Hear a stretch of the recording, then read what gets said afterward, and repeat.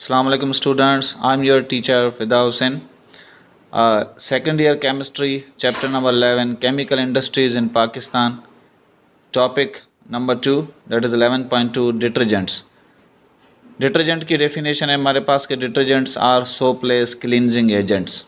क्या है ये? सोपलेस क्लींजिंग एजेंट्स, मतलब जो साबुन है उसके अलावा भी क्लींजिंग एजेंट्स साफ़ करने के लिए केमिकल्स हमारे पास हैं जिनको हम कहते हैं डिटर्जेंट्स। ठीक है, ये होते क्या हैं? They are complex organic salts, they are complex organic salts with long chain molecules. ये साल्ट्स ही होते हैं लेकिन उनके साथ एक लॉन्ग चेन मॉलिक्यूल होता है।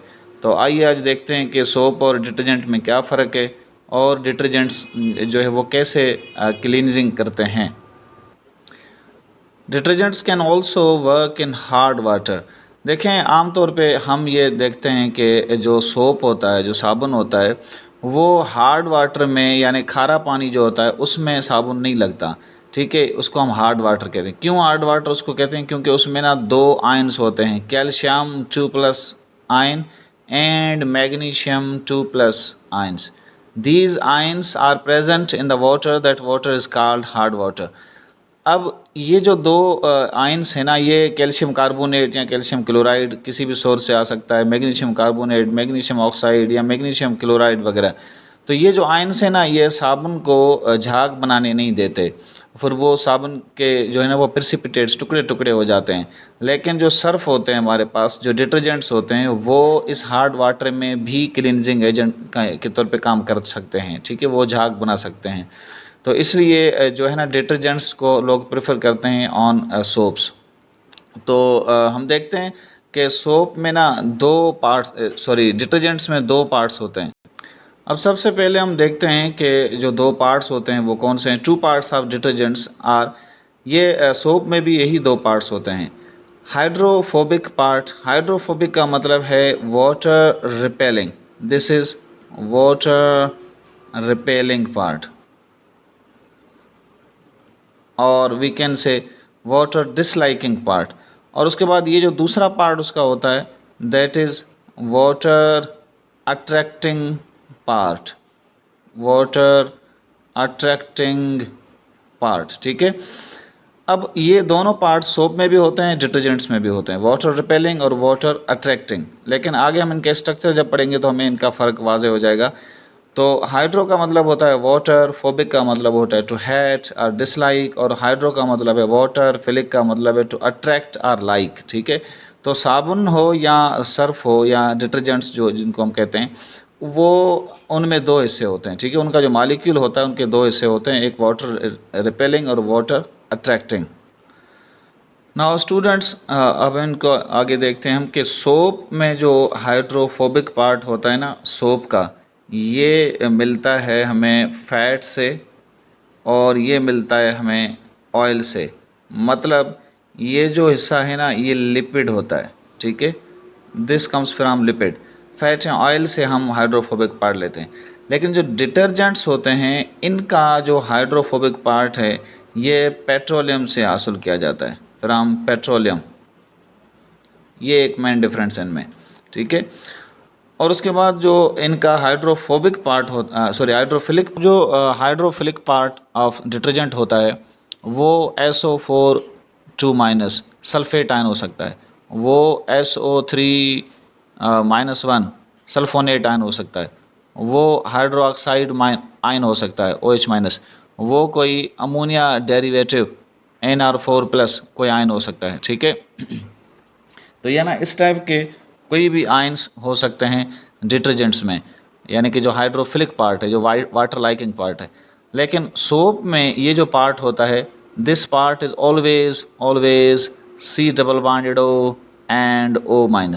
ठीक है, ये कार्बोक्सिलिक एसिड वाला पार्ट होता है। ठीक है, ये कार्बोक्सिलिक एसिड वाला पार्ट होता है। और इधर दूसरा जो आयन आता है, that can be sodium, that can be potassium, ये फिर प्लस फॉर्म में आ जाते हैं। ठीक है, तो सोप में, साबुन में हमेशा ये कार्बोक्सिलिक एसिड का आयन यहाँ पे होता है, और डिटर्जेंट में इनमें से कोई भी हो सकता है। यही मेजर डिफरेंस है इनमें कि ये डिजोल्यूशन वगैरह ज़्यादा कराते हैं।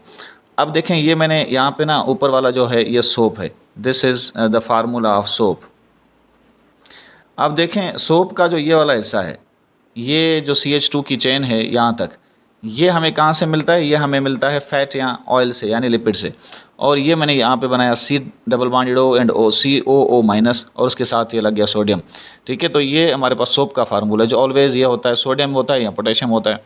और यहाँ पे नीचे ये दूसरा मैंने जो बनाया है, दिस इज़ डिटर्जेंट, ये डिटर्जेंट है। ठीक है, अब डिटर्जेंट का ये वाला जो हिस्सा है, ये यानी जो ऑर्गेनिक जो कार्बन की चेन है, ये कहाँ से हमें मिलता है? ये हमें मिलता है पेट्रोलियम से। ठीक है, ये हिस्सा पेट्रोलियम से, ये होता है इनका नॉन पोलर या हाइड्रोफोबिक पार्ट। और ये जो पोलर हिस्सा है, यहाँ पे मैंने इस पे लगा दिया है sulphonate ion, so sulphate ion, this is sulphate ion and यहाँ पे सोडियम प्लस आ गया, ये माइनस है ये प्लस है, सिमिलरली ये माइनस है और ये प्लस है। ठीक है, तो इधर ना आपके पास इनमें से कोई भी आ सकता है, sulphate ion, sulphonate ion, OH minus, NR4 plus, ये कुछ भी आ सकता है यहाँ पे। तो वो डिटर्जेंट टू डिटर्जेंट हमारे पास वेरी करते हैं। क्या फ़र्क बता रहा हूँ? ये जो हाइड्रोफोबिक पार्ट है सोप का, ये कहाँ से मिलता है? लिपिड से। और ये जो हाइड्रोफोबिक पार्ट है डिटर्जेंट का, ये कहाँ से मिलता है? हमें पेट्रोलियम से। ठीक है, और इनमें हमेशा हमारे पास कार्बोक्सिलिक एसिड होता है और इधर हमारे पास कोई भी हो सकता है इन आयंस में से। अब देखें साबुन में और सर्फ में दोनों में ना पोलर और नॉन पोलर दोनों जो स्टेन्स होते हैं, दाग होते हैं, उनको ख़त्म करने की सलाहियत होती है। अगर कोई नॉन पोलर दाग है, उसको ये हिस्सा अपने साथ डिज़ोल्व करता है, दोनों का ये हिस्सा जो नॉन पोलर पार्ट है। ठीक है, और अगर पोलर दाग है, उनको ये हिस्सा वो हटा के अपने आप में डिज़ोल्व करते हैं और उसको बहा कर ले जाते हैं। अब हार्ड वाटर में ये डिटर्जेंट्स क्यों सही काम करते हैं? क्योंकि हार्ड वाटर में जो कैल्शियम प्लस और मैग्नीशियम प्लस के आयंस होते हैं, वो इनमें सॉल्युबल हैं।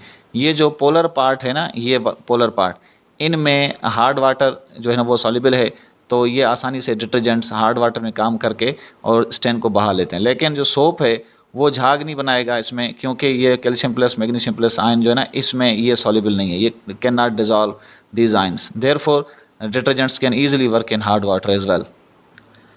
Now, as we discussed advantage of detergent over soap, but there is also a disadvantage of detergent over soap. ये मैं डिसएडवांटेज की बात कर रहा हूँ। एडवांटेज क्या था कि वो जो है ना हार्ड वाटर में काम कर सकते हैं डिटर्जेंट। डिसएडवांटेज ये है कि the hydrocarbon part of the detergent can not be dissolved और broken down by the bacteria. देखें हमने अभी ये जो डिस्कस किया ना कि ये वाला जो हिस्सा है, दिस वन, कि ये जो हाइड्रोकार्बन पार्ट है, ये हाइड्रोकार्बन पार्ट जो सोप का है, ये जब झाग बन के जब ये नालियों में बहता है, जब जाता है, तो बैक्टीरिया ना इसको डिसोसिएट करते हैं, इसको तोड़ के ज़मीन में मिला देते हैं, क्योंकि ये फैट और ऑयल से बना हुआ है। लेकिन ये जो डिटर्जेंट का पार्ट है ना, ये हाइड्रोकार्बन वाला, ये पेट्रोलियम से बना है, तो बैक्टीरियाज इसको, इसका जब झाग जाता है नालियों में, जब ज़मीन में जाता है, तो बैक्टीरिया इसको डिसोसिएट नहीं कर सकते। जब ये डिसोसिएट नहीं हो सकता तो इट काज पोल्यूशन। ठीक है, इसमें it cause soil pollution, it causes soil pollution। इसका मतलब है कि the hydrocarbon part of the detergent cannot be dissociated or broken by the bacteria, so it causes soil pollution। तो इसलिए कहते हैं कि ये ना डिटर्जेंट का थोड़ा एक डिसएडवांटेज है, क्योंकि इनका ये पार्ट ख़त्म नहीं हो सकता बैक्टीरिया, तो ये पड़ा ही रहता है ज़मीन में और ज़मीन को पोल्यूट करता है। तो this was all about the detergents. जितना हमारे सिलेबस में इसको कवर किया गया, मैंने उतना इसको कवर किया। Thank you. Your queries will be welcome.